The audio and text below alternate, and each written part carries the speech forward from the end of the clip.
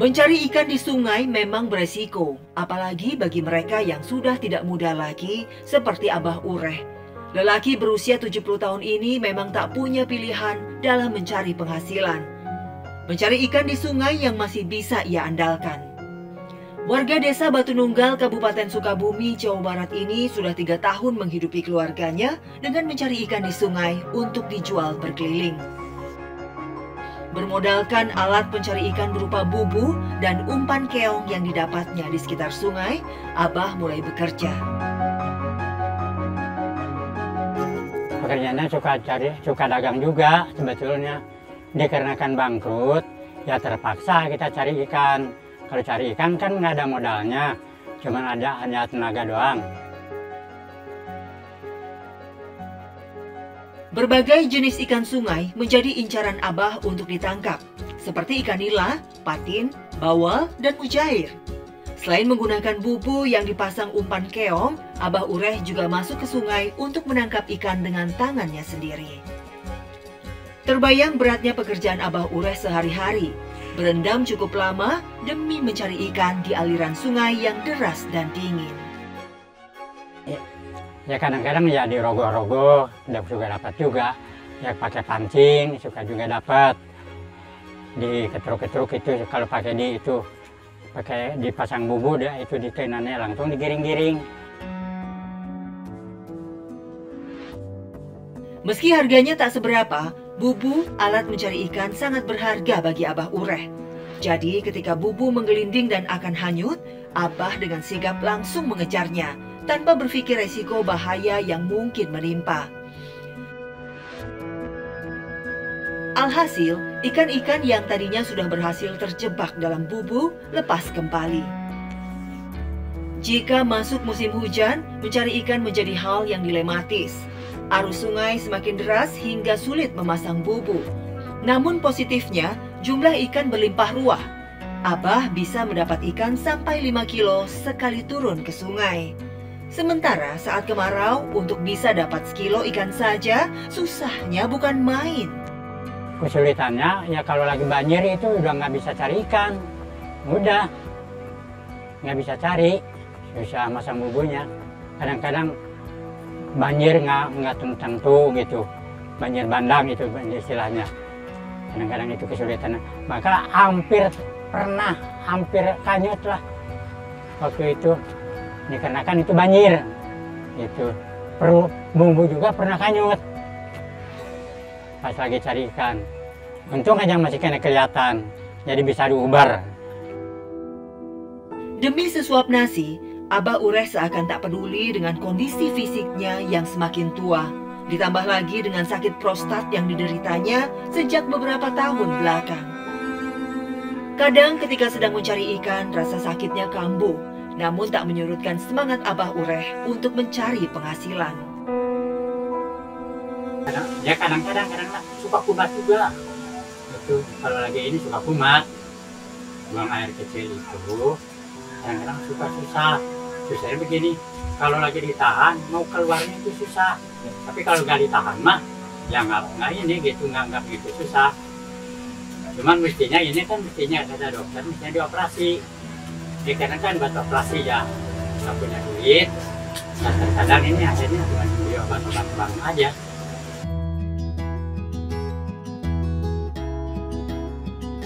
Mendekati tengah hari, Abah Ureh memutuskan untuk berhenti mencari ikan. Hasil pendapatannya hari itu lalu ia pindahkan dalam bubu ke dalam kantong plastik.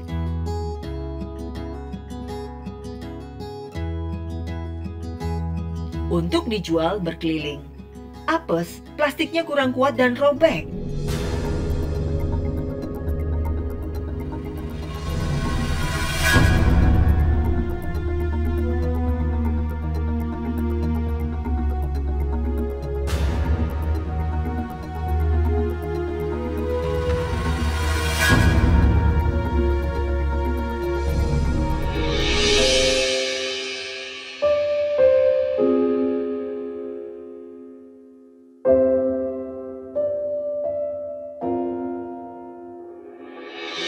Dengan ikan yang tersisa, Abah melanjutkan perjalanannya menjual ikan. Lumayan masih ada nila dan mujair yang bisa dijadikan uang. Abah lalu menawarkan ikan hasil tangkapannya. Untuk satu ekor ikan berukuran sedang, Abah menjualnya Rp5.000 per ekor. Meski yang dijual Abah ikan segar, ada saja pembeli yang curiga dan menganggap ikannya sudah lama. Seger, mun seger kene mah, kayak mah bau. Kedidagangkan, itu mah pijan.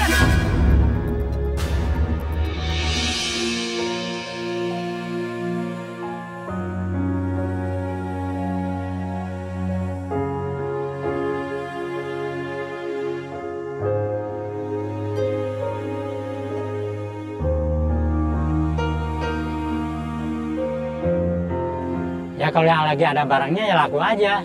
Cuman kalau lagi nggak ada barangnya, kadang-kadang kan seringnya nggak ada barangnya. Susah carinya. Tidak banyak penghasilan yang bisa diperoleh Abah Ureh dari berjualan ikan sungai. Dalam sehari paling banyak Abah bisa mendapatkan uang Rp25.000 saja.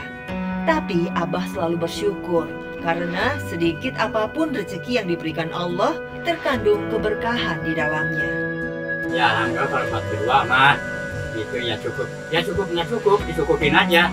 Dikarenakan kan kita susah karena kalau nggak cukup buat minta tambahan sama siapa? Ya cukup-cukupin. Warung makan menjadi andalan Abah untuk menjual ikannya jika pembeli lain tak ada. Pemilik warung tak keberatan karena ikan yang dijual Abah memang ikan segar. Mereka jadi tak perlu repot-repot lagi berbelanja ke pasar. Ini air tuh gede-gede tuh. Karena kilo-kilo, iya ayah. Kadang mereka kilo-kilo lah. 30. Semoga duit lagi yang 20. Kena itu. Coba. Menjawabnya 20 mah.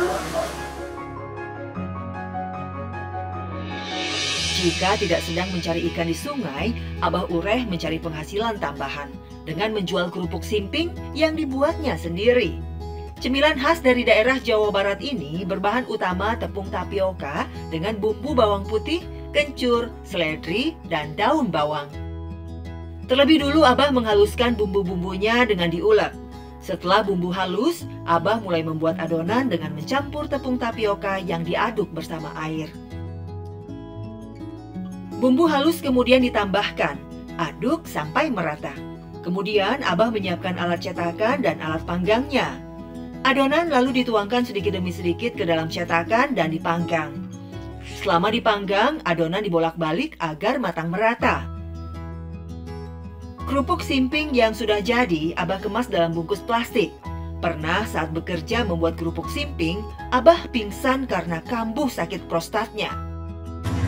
Nah, kalau lagi kerja, saya habis hasil itu mungkin kecapean. Pas saya lagi nyender, atau itu di atas itu ada gabah. Jadi saya sendiri, akhirnya saya ketiban sampai pingsan. Ya untungnya aja ada Sumi. Kalau Sumi ya udah, lama pingsannya. Kerupuk simping yang sudah dikemas langsung Abah bawa untuk dititipkan ke warung-warung. Satu ikat kerupuk simping ia jual ke warung dengan harga Rp8.000. Dari berjualan kerupuk simping, Abah bisa mendapatkan tambahan penghasilan sekitar Rp20.000 yang bisa digunakan untuk membeli beras atau obat di warung. Abah merasa beruntung, keripik simping yang dibuatnya disukai pelanggan. Kan nggak ada lagi yang jualan simping, cuman Abah doang yang jualan simpingnya. Simping itu rasanya kan pakai kayak kerupuk, cuman ada ininya kayak cikur gitu. Enak rasanya. Setelah sebagian kerupuk simpingnya berhasil terjual, Abah Ureh sengaja menyisakan beberapa bungkus. Ia sengaja menyisihkan untuk berbagi dengan anak-anak kecil di sekitar rumahnya. Ya, jika melihat anak kecil, rasa rindu Abah terhadap cucu-cucunya yang jauh di luar kota seketika muncul. Kadang tak sadar, air mata Abah Ureh menetes. Meski hidup serba kekurangan tak membuat Abah Ureh lupa untuk bersodakoh. Jika sedang melewati masjid, Abah menyisihkan sebagian penghasilannya untuk menambah pahala. Melihat Abah Ureh yang telah lanjut usia dan sakit-sakitan masih bekerja, sang istri Mak Cucu tidak tinggal diam. Wanita berusia 60 tahun ini berusaha membantu sebisanya dengan berjualan sale pisang. Berbekal modal Rp20.000, Mak Cucu membeli pisang langsung dari kebun. Pisang yang dipilihnya untuk sale biasanya dari jenis pisang Ambon dan pisang Angling karena rasanya yang enak dan manis.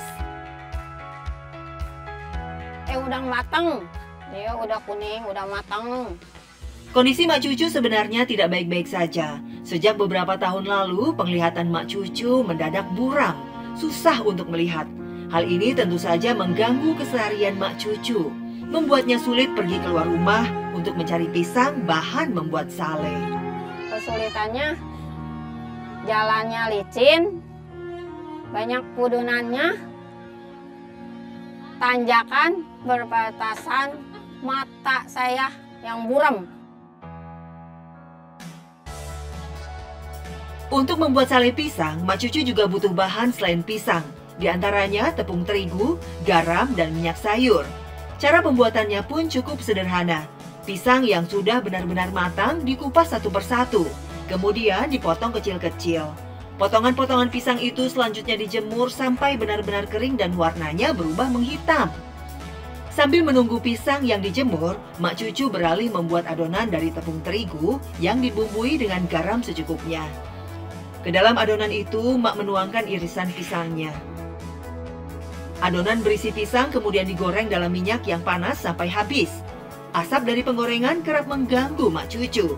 Sepertinya asap dari tungku yang membuat pandangan Mak Cucu menjadi buram. Sale pisang yang sudah digoreng kemudian dibungkus. Satu plastik diisi 5 potong sale pisang.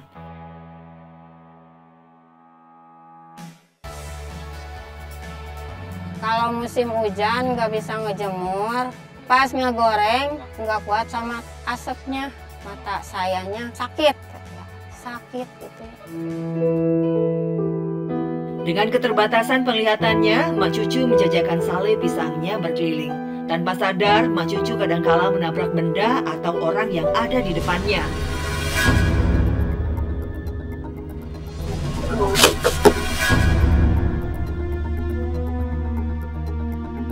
Aduh, Mak, kalau jalan hati-hati, Mak. Ya, Bagus ketabrak saya daripada ketabrak tronton. ya maaf, matanya buram. Lain kali hati-hati ya, Mak. Ya.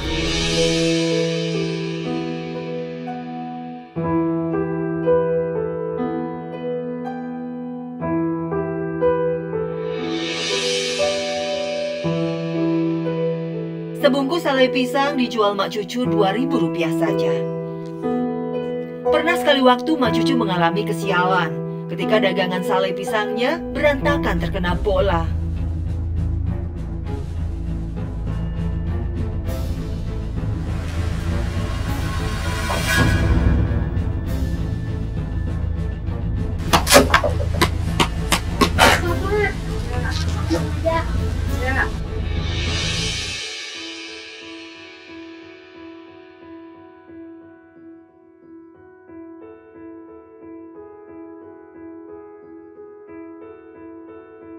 Jika dagangannya laku terjual, Mak Cucu bisa mengumpulkan Rp25.000 untuk dibawa pulang.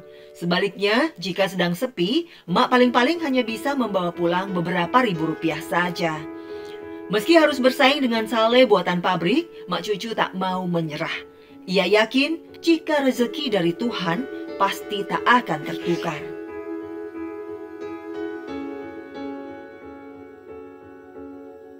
Kasian sih ya, matanya kan udah agak kurang ini ya kan, udah rabun, udah kayak gitu. Ya makanya sebisa-bisa bantu emak lah buat beli dagangannya. Tinggal hanya berdua saja membuat Abah Ureh dan Mak Cucu saling mengandalkan satu sama lain. Abah yang bermasalah dengan sakit prostatnya dengan setia merawat Mak Cucu yang rabun penglihatannya. Sayangnya, berobat ke dokter tak lagi jadi pilihan karena kondisi ekonomi mereka yang serba pas-pasan. Ya matanya merah. Iya sakit mata, matanya merah, gatal. Ya, jadi begini tuh, rambun. Gak punya duit, ditetesin aja kena mata. Ya dikasih aja sama abah obat tetes mata.